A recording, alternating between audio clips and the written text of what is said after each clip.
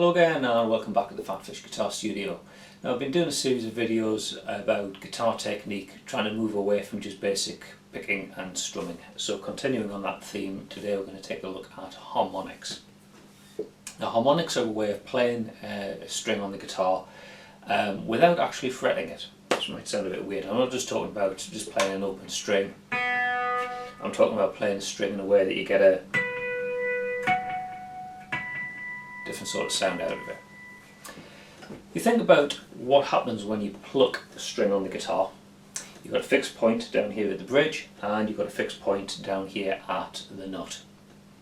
And when you play the string vibrates. Now obviously it's fixed down at the bridge and at the nut, and it's able to move more in the middle of the string. So it actually looks, if you think about the way the string vibrates, you end up with something that oscillates up and down, but it's in a pattern a little bit like this. If you fret the string, basically what you're doing is you're moving that point from the nut a little bit further along, making the string shorter, but the pattern's still the same. You kind of got that oscillating sort of shape. To help you see that, if you pluck the guitar string, you hold the guitar up in front of perhaps like a fluorescent light or something like a TV screen. This will work as well. You kind of get a stroboscopic effect and you can kind of see the way that the string's vibrating, and you'll see what I mean. But anyway, that's basically what's happening when you're playing a regular open string. Two fixed points and the string vibrating in between them. What we're going to do with harmonics is change the way the string vibrates, basically. So what I want you to do, try this. It's probably going to be easier on one of the bass, on the lower strings. So just try on the D string. Put your finger right above the 12th fret. Now normally, I know when you're fretting a note, you'll put your finger slightly behind so you can push the string in behind the fret wire. But really here you want to be right on top of the fret wire. Touch the string, but don't push it down. Just enough almost to mute the string so it doesn't ring out. And as you pick the string, lift your finger off.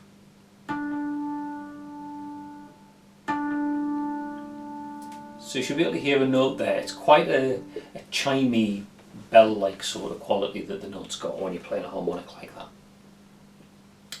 Might take you a little bit of practice because you need to get coordinated between picking the string and taking your finger off at exactly the same time. If you take your finger off too late, the note will just sound dead.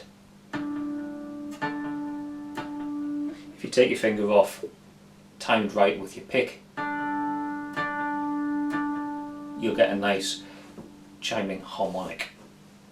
And what you're doing there, by holding the string down, you're actually stopping the string from vibrating around there, and you're introducing what's called a node point.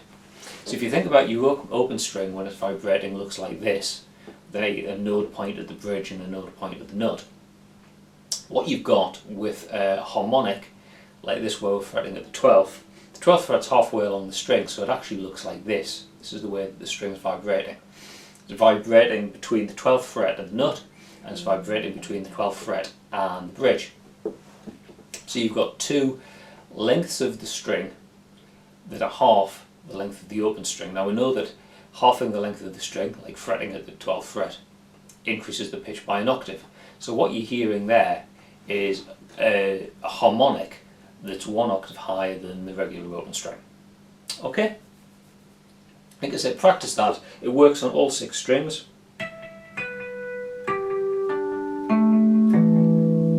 Same notes that you get when you fret the note.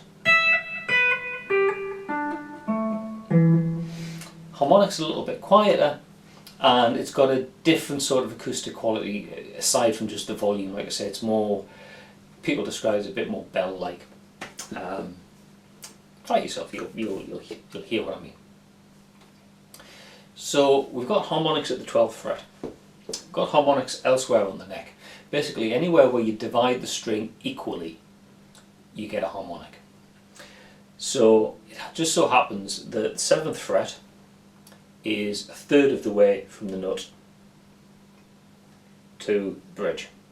So we've got a third of the length of the string between the nut and the 7th, another third between the 7th and 7th fret and the 19th fret, so it's the 7th fret plus 12, and another third of the string between the 19th fret and bridge. Okay, so third, third, third.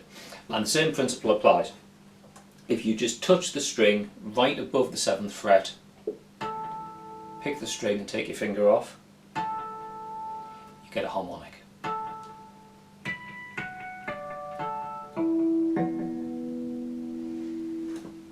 Now if you listen to the fretted note there,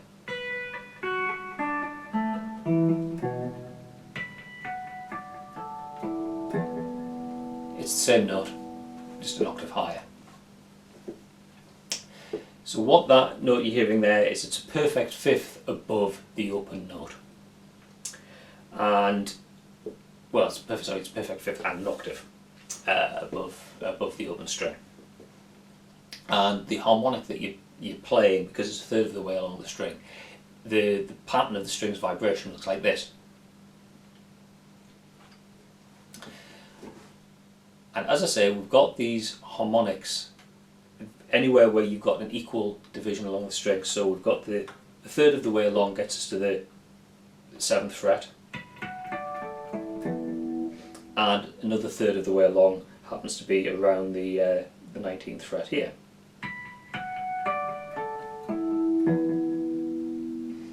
Okay, so we've done a half, done a third. How about a quarter? Well, a quarter of the length of the string happens to coincide with the 5th fret. So we've got a quarter takes us to the 5th, another quarter takes us a half to the 12th fret, and so on. But what we can do is play the harmonic at the 5th fret. Now these get a little bit harder to play. Basically the string, when it's vibrating with this node point at above the 5th fret, looks like this. So as you can see, that section of the string that's vibrating, it's only a quarter of the length. So it's a little bit, I feel like it's a little bit tighter, there's less freedom of movement on the string. So you might just have to hit a little bit harder, and it doesn't ring as freely. So if you want to get to grips with just basically playing harmonics, try them around the 12th fret and then move to the shorter string lengths as you get it, once you've got the hang of it, because these are a little bit harder to play. And you can incorporate these into your playing. Just experiment, think about ways you can use them.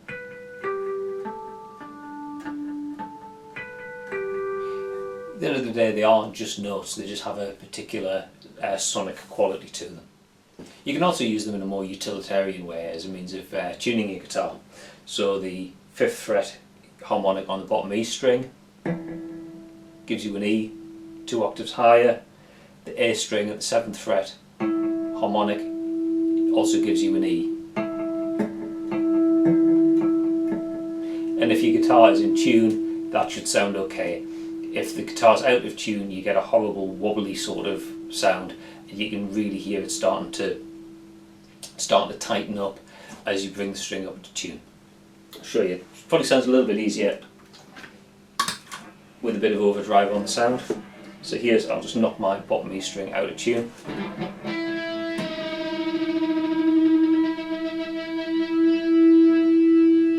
Yeah, so you can hear that's those harmonics almost like fighting each other, and then as they get to be exactly the same note, it sounds nice and smooth. So that's another use for harmonics. Tuning the guitar by harmonics, we have the bottom E at the 5th fret and the A at the 7th. We have the A at the 5th and the D at the 7th.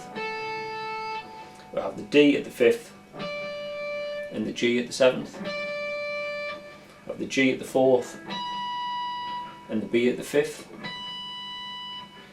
and B at the 5th and the E at the 7th. So those are harmonics, specifically natural harmonics, the way that we're playing those, introducing a node point along an open string. There's also a thing we can play called artificial harmonics. And artificial harmonics is exactly the same principle. It's about playing a string with a node point added to it to make it vibrate in this sort of way rather than just like this. But with an artificial harmonic, what we're doing is we're playing a fretted note and we're introducing the node, typically with our picking hand. So if you think about, I'm just going to play this along the fingerboard so you can kind of see where my hand is and where I'm picking. If I play an open string,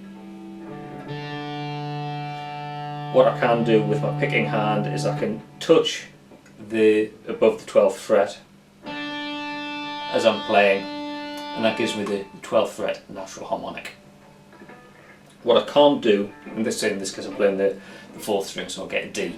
What I can't do though is say fret at the 13th fret,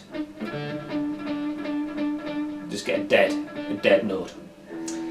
But if I fret at the 1st fret and then try and play a harmonic at the 13th fret, there I get the harmonic, because what I'm doing is I'm halving the length of the string. Yeah, open string to 12th fret, 1st fret to 13th fret, it's a half, so the string pattern vibrating looks like this. I'm playing a harmonic, but because I'm doing it with a fretted note, it's what we call an artificial harmonic. Now there's different ways of playing harmonics like that with your picking hand.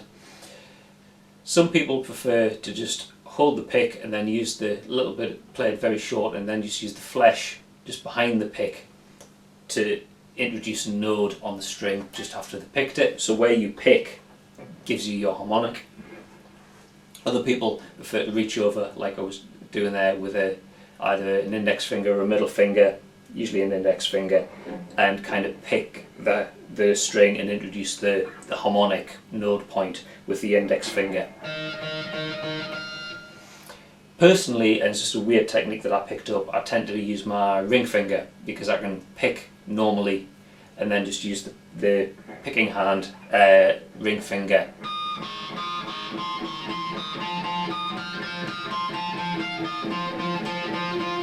and introduce the harmonic like that. So what I'm doing there is I'm just playing one note. Let's say I'm going to play B, and then just move my picking hand along with my ring finger trying to put in a node point, and I'm introducing harmonics in different places as I go along. So for all I'm only fretting on one string at one fret, I get lots of different notes because of where I'm playing the harmonic. So there are lots of different artificial harmonics. Actually, I can apply the same principle to natural harmonics. Just move my fretting hand finger along the string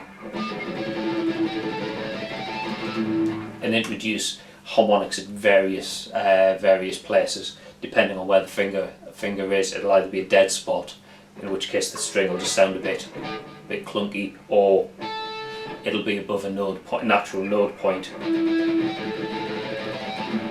and you get the harmonic ringing out. Another little trick you can do is just to play like a trill. So play like an open string at a third fret, and then slide the fleshy bit of the palm of your hand just along the string.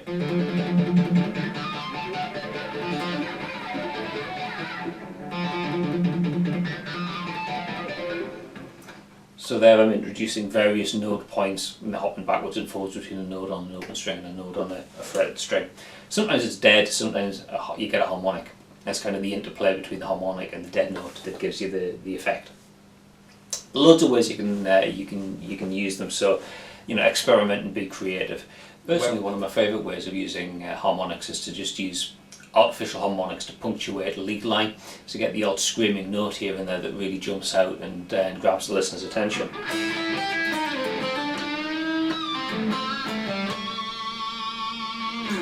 And if you can introduce some tremolo use as well, you can get some really dramatic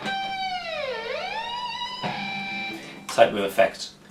So between natural harmonics, artificial harmonics, and the various tricks and so on, there's plenty there for you to experiment with and find ways to increase your technique vocabulary and find ways to enrich your lead playing and so on. As always, proceed at your own pace. Don't rush ahead too much. Get to grips with the basic technique. As I said at the start, it might take you a little while just to get the coordination right for playing natural harmonics, the idea of having to take your finger off the fret. is an added sort of complication, as well as just being able to actually find the harmonics along the string. And your picking hand technique, yes, it will take a while before you get the hang of being able to find the note points along the string and being able to coordinate, not just fretting the note and picking the note, but also with your picking hand, introducing that note point as well where you can play the harmonic. If there's anything you're struggling with, or you've got any further questions, then feel free to ask me a question through this link here.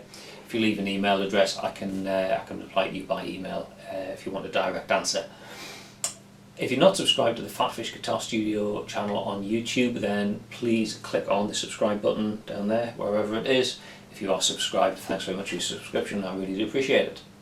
Okay, that's all for now. Plenty for you to practice, so have fun, and I'll see you in another video next time. Bye for now.